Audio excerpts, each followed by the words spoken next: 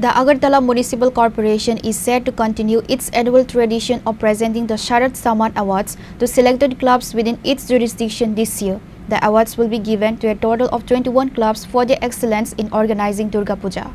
To finalize the arrangements for the awards, a crucial meeting was held today Wednesday at the AMC Conference Hall with all city corporators.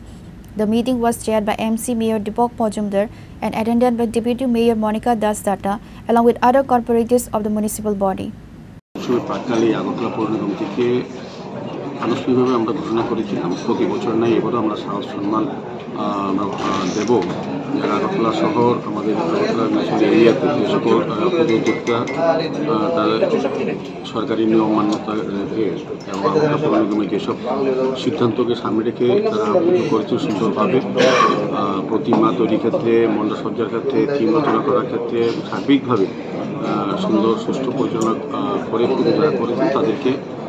পুরস্কৃত করা হবে সম্বোধিত করা হবে সেই বিষয়ে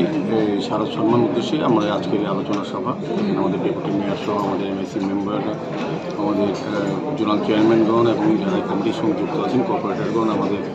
দায়িত্ব কমিশনার আছেন মেঘাজন সহ আইএস এবং অন্যান্য ডেপুটি কমিশনার অ্যাডিশনাল কমিশনার জোনালের আধিকারিকরা সবাই উপস্থিত আছেন সার্বিকভাবে আমরা আজকে ডেট আমরা ফাইনাল করতে পারিনি কবে দেবো আমরা মোটামুটিভাবে প্রস্তুতি নিয়ে নিয়েছি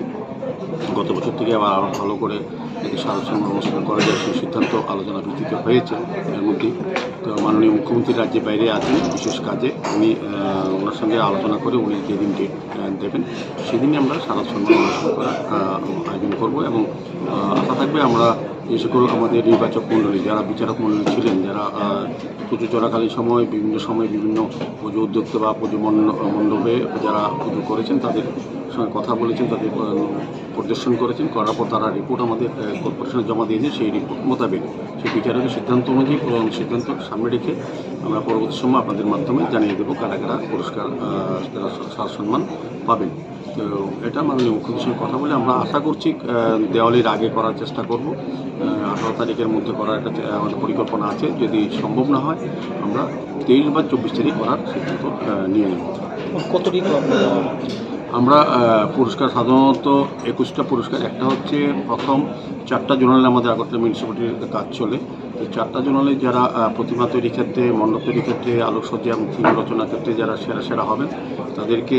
সুদৃশ্য কাপ দেওয়া হবে এবং 25,000 টাকা করে নগদত্ব দেওয়া হবে এটা হচ্ছে 4টা জোনালে 4টা করে এরকম